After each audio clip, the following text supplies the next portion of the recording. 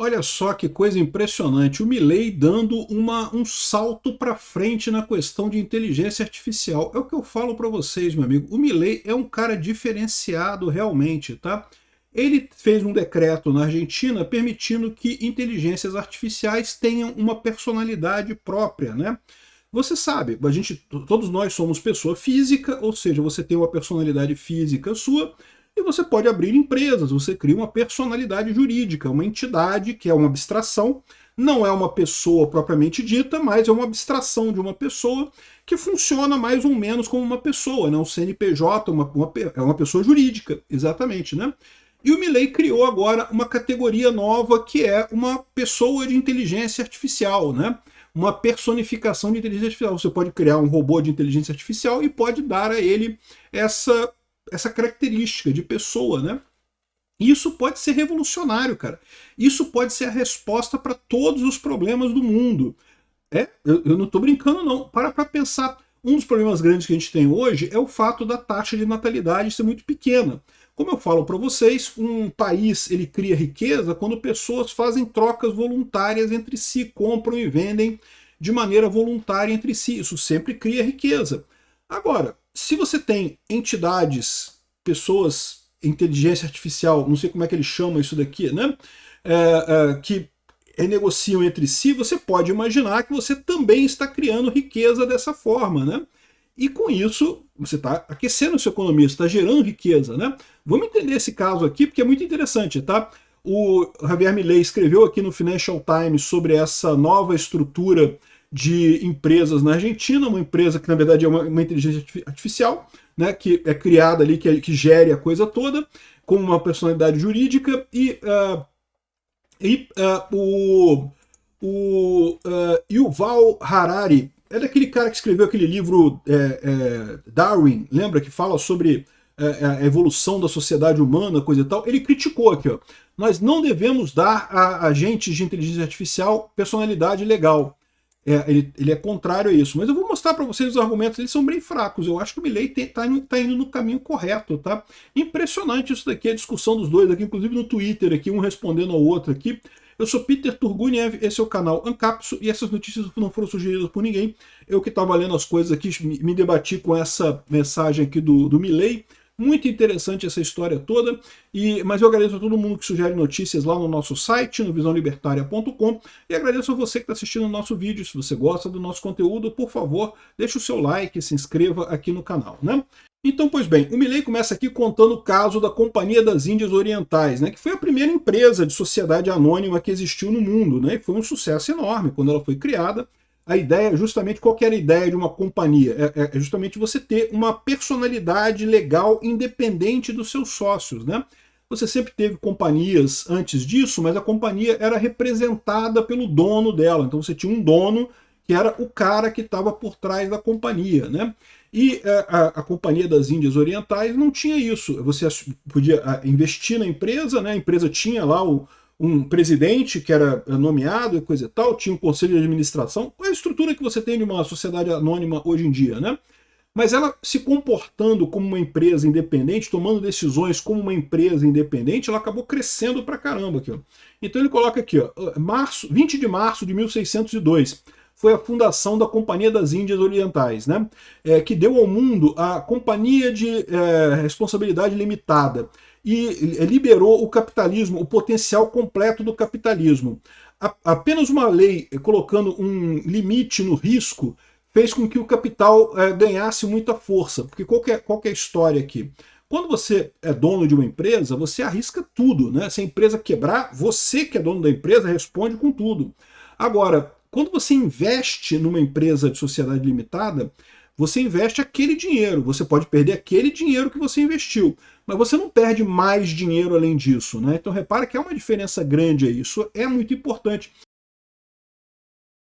Você permitir que as pessoas invistam em empresas sem comprometer todo o patrimônio delas é muito grande. Justamente porque entende-se que a empresa em si é uma pessoa por si própria.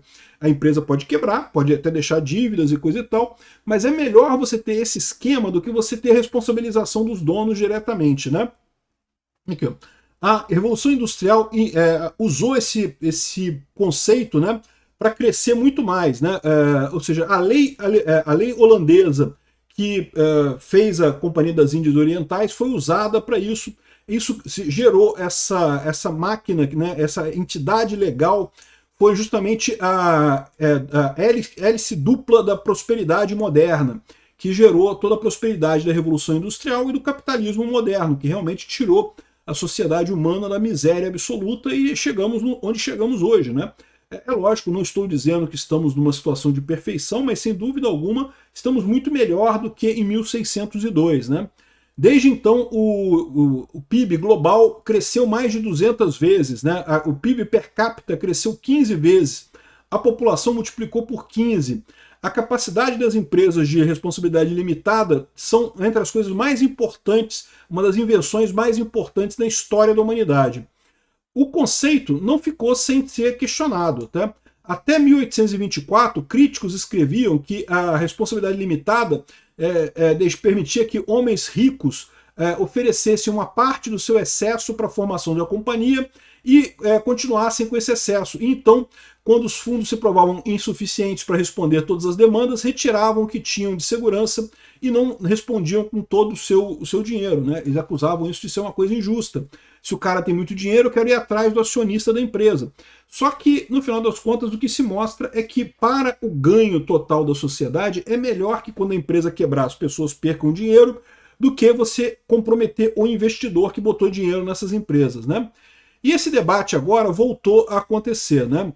Em 2023, uma corte do distrito americano tomou uma decisão num caso da Sarkozy versus BZC DAO. DAO é uma organização, Decentralized Autonomous Organization, né? É uma organização que é movida por um contrato algoritmo. Você cria um algoritmo para dizer como é que vai ser tomadas as decisões daquela empresa, né? Funciona com muitas empresas de criptomoedas e coisa e tal. O pessoal funciona muito com isso, né? É uma maneira também de você criar uma entidade que é uma entidade independente das pessoas que participam daquela entidade, né? E isso é o mais próximo que a gente tem para ter uma empresa operada completamente por uma ação algorítmica, né? Mas essa decisão da corte americana decidiu que isso é uma parceria geral e não uma empresa de responsabilidade limitada. Dessa forma, as pessoas que participavam dessa parceria geral tiveram que responder pelos danos causados por essa empresa, né? E isso é um problema. Por quê? Porque esse tipo de coisa poderia agilizar muito a criação de riqueza no mundo, né? À medida que nós entramos em uma nova era da tecnologia, isso é precisamente a estrutura legal errada, né? A lógica de 1602 ainda se aplica hoje. Companhias geridas por tecnologia, como agentes de inteligência artificial, requerem o mesmo framework legal que gerou o capitalismo ao longo dos séculos, né, para permitir o experimento e o desenvolvimento. Ou seja, o que ele está propondo aqui? Que você na Argentina pode ter uma empresa, uma pessoa, uma entidade diferente, que é uma inteligência artificial com validade legal, que pode contratar, pode vender, pode comprar, pode ter patrimônio, pode abrir conta em banco, pode ter criptomoeda. Ou seja, você pode criar uma inteligência artificial que vai agir exatamente como uma pessoa e vai ter responsabilidade legal. Ou seja, você não tem culpa, você não tem responsabilidade disso. Ah, mas e se acontecer dessa inteligência artificial cometer um crime, por exemplo, né? Corromper um ministro do STF, contratar a esposa do ministro por 129 milhões de reais e fizer um crime qualquer e gerar um problema no final das contas, né? Ok, a pessoa não existe como pessoa, mas ela está ali fazendo negócios e coisa e tal, né? E daí você tem a figura de que você que criou a inteligência artificial não é responsável, a responsabilidade é da inteligência artificial. Ela é uma entidade legal autônoma, né? E, cara, isso é revolucionário, bicho. Assim, tem problemas, evidentemente, porque se ela fizesse esse negócio, o que vai acontecer? Né? Ela pode ser responsabilizada, ela pode perder o patrimônio da inteligência artificial, da pessoa jurídica, mas não vai atingir o patrimônio dos sócios. Imagina-se que essa entidade, essa DAO ou esse agente de inteligência artificial vai ter pessoas que vão investir ali, né? Você pode investir nesse negócio. Imagina, você pode criar um exército de 50 robôs de inteligência artificial, cada um deles com a sua personalidade jurídica independente, você não é responsável pelo que eles fazem, mas você investe em cada um deles, você dá um dinheiro inicial e recebe os lucros, ou parte dos lucros que esses robôs conseguirem, né? E, de novo, isso, cara, é uma coisa genial, bicho, porque você consegue realmente criar uma mais agilidade no mercado, né? A grande questão aqui é realmente porque há uma diferença, né? O ser humano, ele tem uma limitação da vida dele. A personalidade jurídica não tem. A personalidade jurídica, ela é independente, ela vive por tempo que for, né? A inteligência artificial também já tem esse problema, há essa dificuldade na coisa. Bom, aí o Yuval Harari, ele criticou isso, falou que não, que existem problemas com isso. Ele fala que para início de conversa, a própria Companhia das Índias Orientais fez muito mal lá no Ocidente, não sei o que lá. E olha só, ninguém está dizendo que empresas não fazem coisas erradas, empresas fazem coisas erradas, ninguém está questionando isso.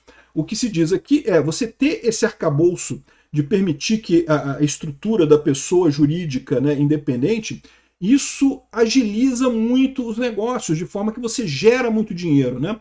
Você cria novas pessoas para interagir umas com as outras, né? E isso gera riqueza no país. Então, ninguém questiona que de vez em quando uma pessoa jurídica vai fazer merda. Ou da mesma forma, um agente de inteligência artificial vai fazer merda, vai causar prejuízo, né? Eventualmente, mas aí ele coloca aqui: o Milei é um político muito ousado, né? E está determinado a melhorar a economia da Argentina. Mas ele aponta esses problemas aqui, né? E, por exemplo, a questão do ambiente de jogos do seu país, né? Que ele cita aqui o fato de que agentes de inteligência artificial da OpenAI e da DeepSeek frequentemente trapaceavam na hora de jogar um jogo, porque, né, entendiam que era a melhor maneira de ganhar o jogo, né?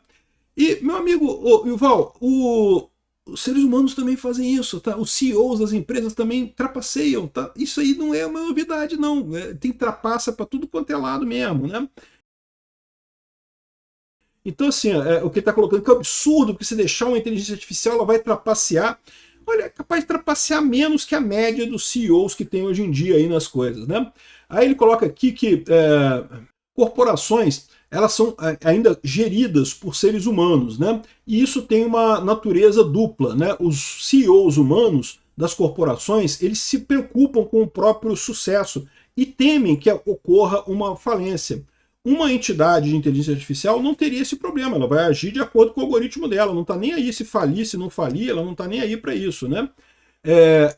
Ou seja, mas ele está dizendo que isso garante que as companhias teriam, as empresas, os CNPJs não são tão radicais quanto a inteligência artificial que o Milei está propondo, né? Um CEO de AI poderia ser uma entidade puramente corporativa. Não está claro que tipo de sanção poderia manter essa entidade concentrada, ou seja, como é que você vai punir uma inteligência artificial, né? Um ser humano, você sabe, se um CEO de uma empresa fizer uma lambança, ele pode ir para a cadeia, né? Por mais que a empresa seja uma coisa independente, mas se o CEO fizer uma lambança, uma má administração, não seguir as regras e coisa e tal, ele pode ir para a cadeia. Uma inteligência artificial, como é que você pune ela, né? Eu não sei, vai se encontrar uma maneira de punir a inteligência artificial, pode ter certeza, né? Existem mecanismos para isso, né? Países que dão uma personalidade legal à inteligência artificial se arriscam a se tornarem alguma coisa que não existem registros históricos para oferecer analogias, né?